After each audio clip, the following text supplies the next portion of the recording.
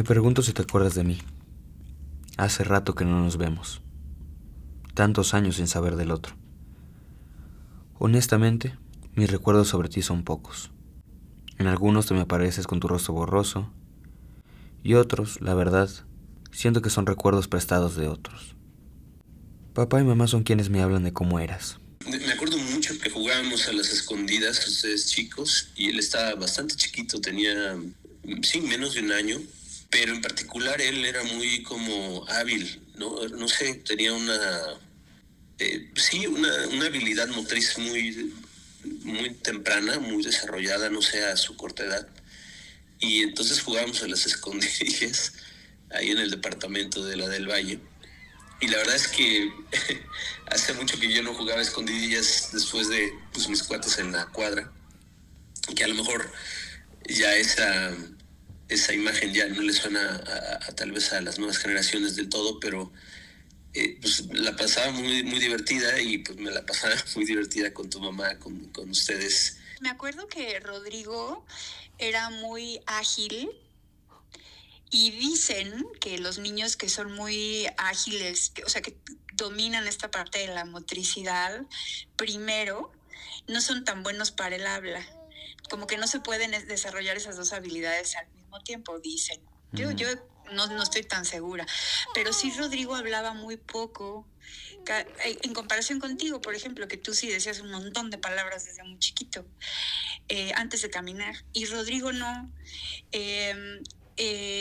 Pero me acuerdo mucho que Rodrigo sí era muy ágil para gatear, para levantarse solo, para caminar rápido, para sostener cosas, para lanzar cosas.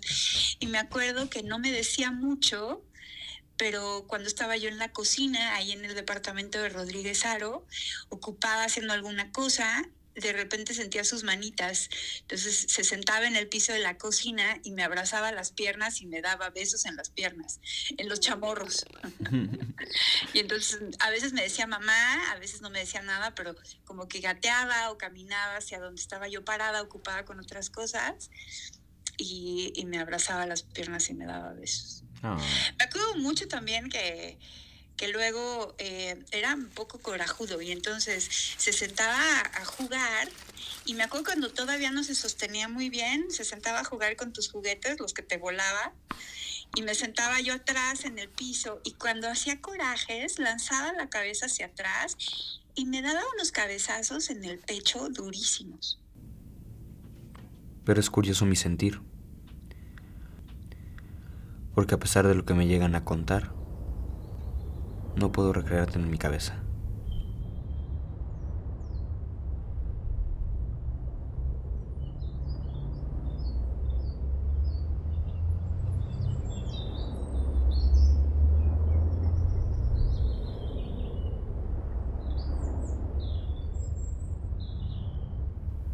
¿Te acuerdas de este lugar? Yo sí. No estaba ese día, pero mamá y papá me lo contaron. ¿Cómo fue que en este lugar falleciste? No tengo un recuerdo claro de un sueño de tu hermano, pero sí muchas veces, sobre todo cuando voy manejando en el carro, tengo esta sensación de que no voy sola. Y me ha pasado en diferentes etapas de mi vida. O sea, cuando los tenía ustedes chiquitos, pues teníamos el carro con 2 sillas de niño pequeño atrás. Y para mí, por ejemplo, sacar la silla de Rodrigo del carro fue muy duro. Y traerte a ti solito, sentía que tú tenías un compañero atrás, ¿no? Y que cuando sacamos la silla de Rodrigo y tu hermano ya no estaba, te sentías así chiquito, como chícharo en olla, ¿no? Como que el espacio era muy grande para ti solo. Sí, es el sueño más sólido. Realmente no saber si fue un inmaterialismo de mi mente o realmente lo materialicé. Fue la noche después de que él fallece. Y recuerdo cómo me agarraba la mano de mi lado cuando él se quería subir a la cama. Y recuerdo, híjole, no creo que me la crean,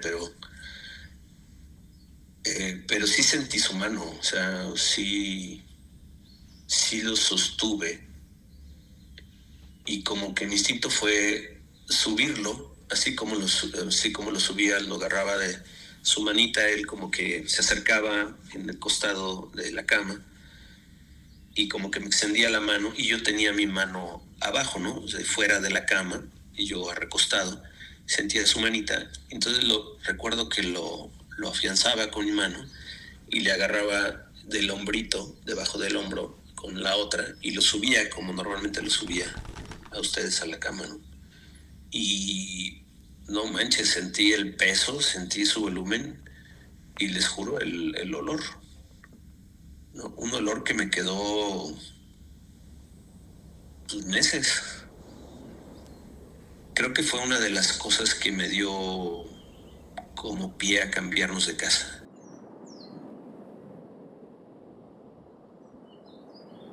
El último hogar que tuvo nuestra familia. Cuando veo este edificio, no puedo no recordarte. Me pregunto qué habrá sentido, el por qué se dieron las cosas como se dieron ese día.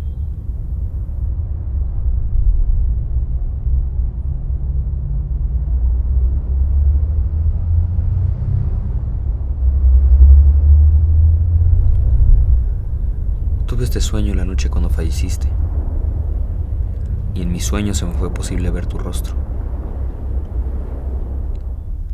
No fui capaz de ver a mi hermano. ¿Qué representa Dodi en mi vida? Pues, aunque ya no lo tenemos con nosotros, pues representa pues el amor incondicional. O sea, los hijos, para mí, la experiencia de la maternidad ha sido esa.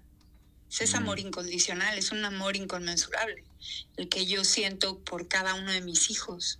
Y quizás con Rodrigo, que ya no lo tengo conmigo, es la prueba fehaciente de que así es.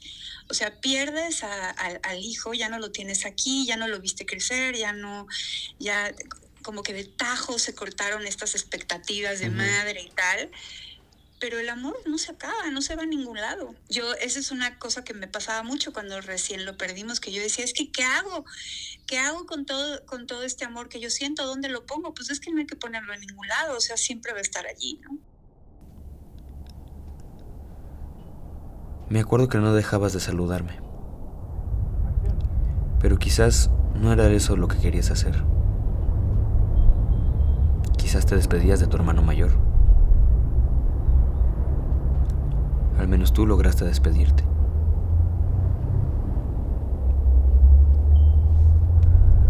¿Cómo quisiera volver a tener ese sueño? Revivirlo una última vez. Recordar tu rostro, que con el tiempo voy olvidando. Te quiere con todo el corazón, tu hermano mayor, Santi.